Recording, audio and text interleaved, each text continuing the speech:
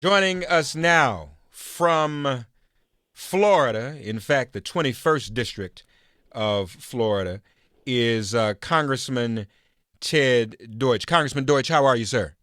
I'm terrific. How are you? Thanks for having me on. Just fine. Pleasure to have you.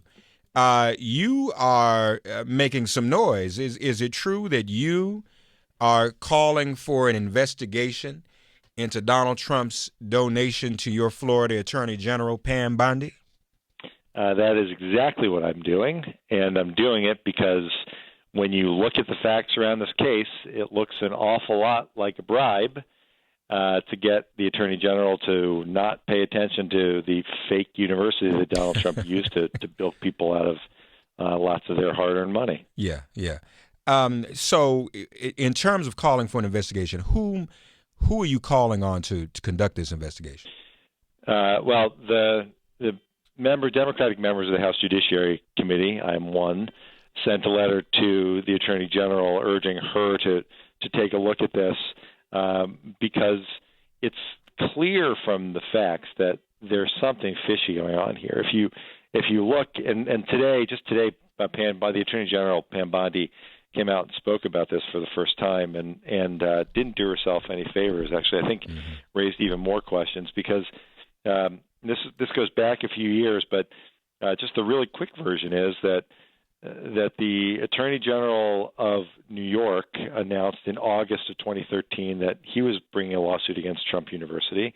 The Orlando Sentinel, big paper in Florida, asked the Attorney General's office whether they were considering joining that lawsuit, whether they were doing an investigation. And then on September 9th, just a couple weeks later, the Trump Foundation gave $25,000 to her political committee. Foundations can't do that, by the way. That was illegal also. And then they came out a few weeks later and said that they're not going to take any action against the university. Now, you don't have to be a legal scholar to look at that and think that it lines up perfectly with what Trump told us already during the campaign, which is that as a businessman, he gives money and then he expects people to do what he tells them to do. He said that. What did she? You said she didn't help herself today, Congressman Deutch. What did she say? Give us your interpretation of what she said. Well, she came out today and said that there was no investigation. We weren't going to investigate. There was only one complaint, and it just sounded like a very carefully scripted answer. The fact is, there were 24 complaints, most of them, all but one, coming in just before she became the Attorney General. But the fact is, as this played out, what she learned, what we all learned, is that the state of Florida had the second largest number of cases of people that bought this fake Trump University course, and they lost over $3 million doing it. So it's not really a question of what complaints she got. It's a question of whether she's going to do her job on behalf of the people of Florida.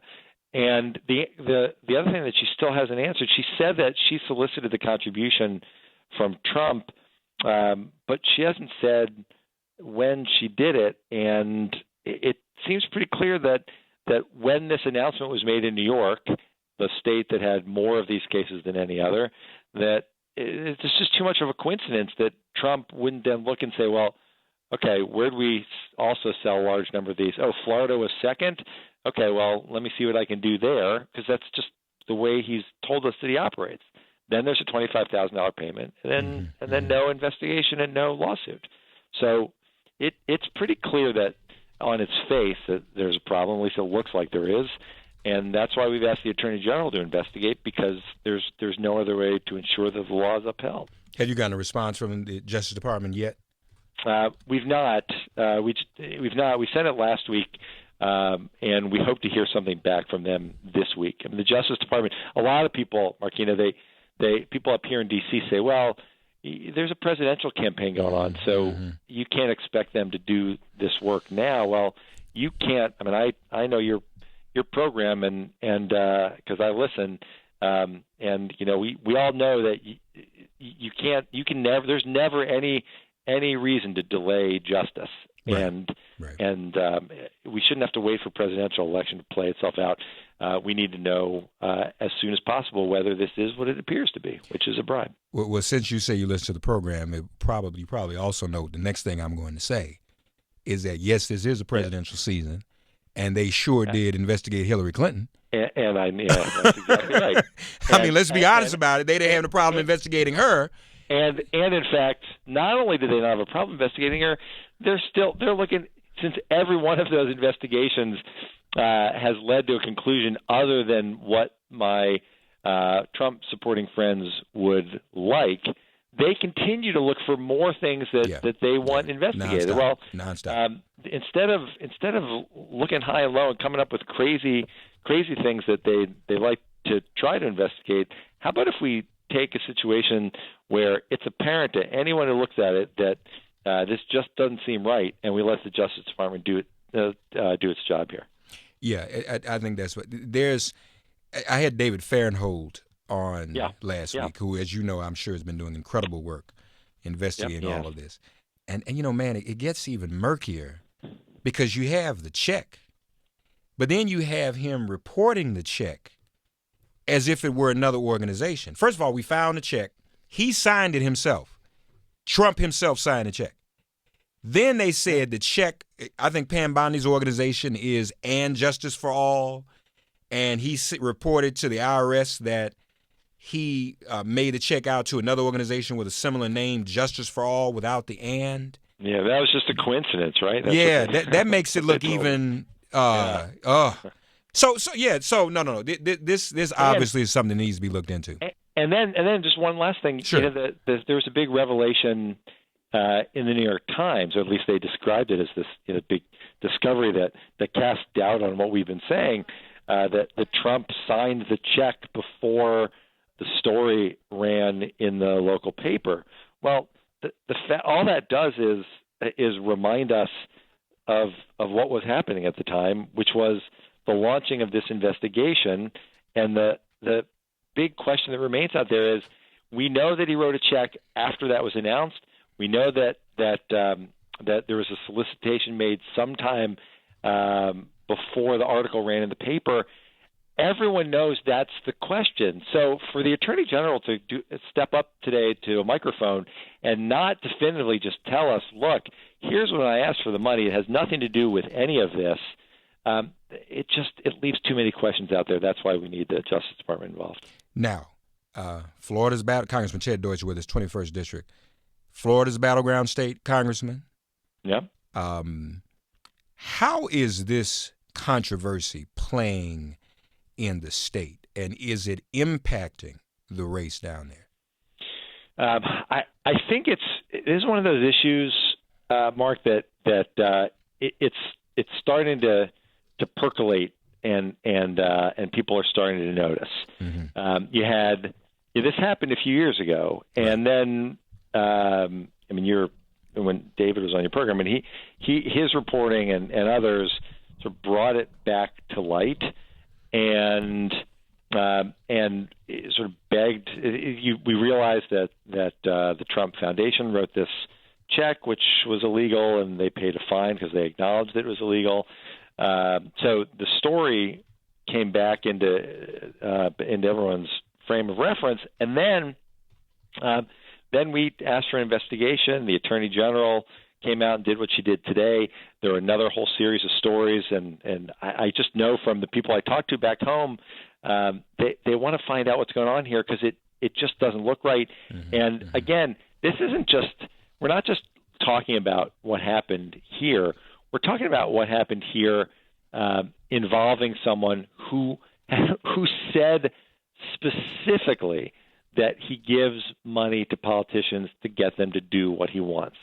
And so they're right to want to know what happened here, and they're right to have grave concerns about somebody running for president maybe engaging in behavior that, on its face, certainly looks like it might violate the law. Yeah, this is something. How's your race going? Thanks. Nobody seems to remember that I've got one, but thanks. I appreciate that. It's I'm working hard for myself too. Okay. So, but everything's going pretty well. For all your listeners from Boca Raton down the coast through Deerfield and Pompano down to Fort Lauderdale. You have opposition? I do. Okay, but you seem to be okay. I take nothing for granted, Mark. Okay, we can't do that. Yeah, no. So, but we know this again. This is a big battleground state.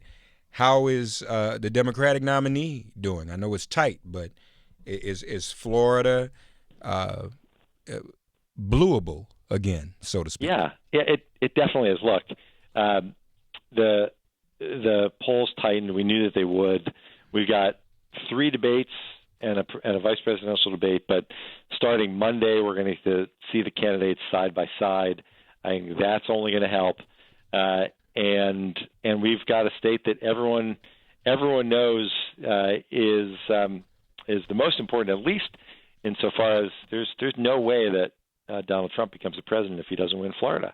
So there's a lot of attention paid, and let's be honest, the secret weapon here, as we were hoping, and it's now been made clear, if the president of the United States is going to come out a couple days a week, every week in October, I guarantee you at least some of those trips are going to be down to Florida, and that's you bring out a president whose popularity is pushing, if not exceeding, 60%, and you put him in the middle of this and he gets to explain why this is so important to him.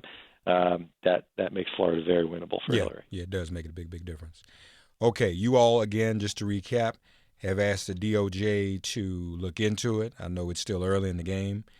Hopefully we'll get a possible response. Yep. And what they've always said about Secretary Clinton, where there's smoke, there's fire. There's definitely some smoke here, folks. I mean, that's just objective. And I don't know how it can go on without that really being looked into. Thank you for coming on with us, Congressman. Thank you for being a listener.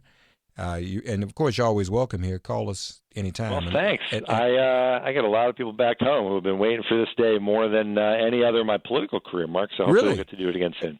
Okay. Well, I'm flattered and honored. So, yes, please come back. Good luck with your race. Anything we can do to be helpful, let us know. And of course, we'll keep beating the drum in support of what you've called for, and that's an investigation into the Trump Bondi check and donation. So we'll see what comes of that. Thank you, Congressman. Okay. Appreciate it very much. All Thanks, right. Mark. Take care now.